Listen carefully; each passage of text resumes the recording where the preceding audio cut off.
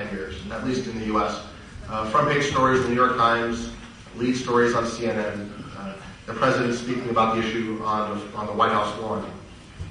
On our side, we have a bipartisan majority of Congress, a bipartisan majority of the U.S. House of Representatives, a very powerful force.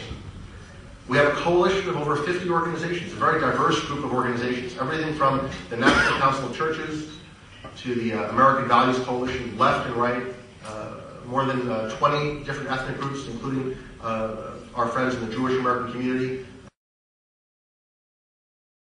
which is very hawkish, to the Americans for Peace Now, which is very dovish. We've had tremendous success in the media, and I credit Carla Garabeyan, the director and producer of Screamers, and her work producing that wonderful film, the work itself of System of a Down, the film Adorat, Gira Balakian's work, growing success in the media. 40 U.S. states now have recognized the Armenian genocide. 40 U.S. states, 20 plus nations around the world, including more than 10 members of NATO.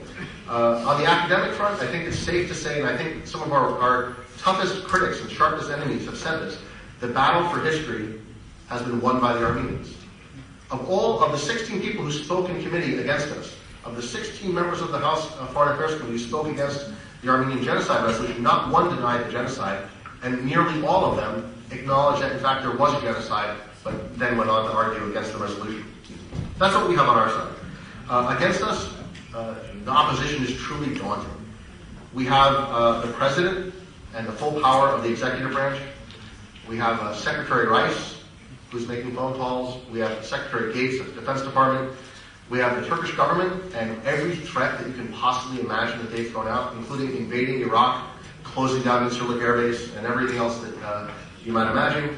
And then on top of that, they're lobbying. And they have two of the top firms in Washington working for them, plus one of the top public relations outfits. As if that was not enough, you have the entire military-industrial complex, a range of defense firms that profit from Turkey, a range of corporations that do business in Turkey, all of them weighing in and pressing very hard to defeat this legislation. If you want to get a sense of the lengths to which this team, this administration has gone to defeat this measure, this simple human rights, non-binding legislation, I can tell you that over the last couple of days, the president sent two of his top officials to Turkey. Now, if they went to Turkey simply to say that they are troubled by the impact of this resolution on Turkish-American relations, we can understand. But they went and publicly apologized for the actions of the United States Congress. It's very troubling. It's troubling as an American for me to hear that, because the U.S. House Foreign Affairs Committee, hopefully very soon the U.S. Congress, will take a moral stand. And it should be the job of our president to endorse that stand. If you can't agree with it, certainly not to apologize for it. We're facing, my point here is that we're facing a lot of opposition.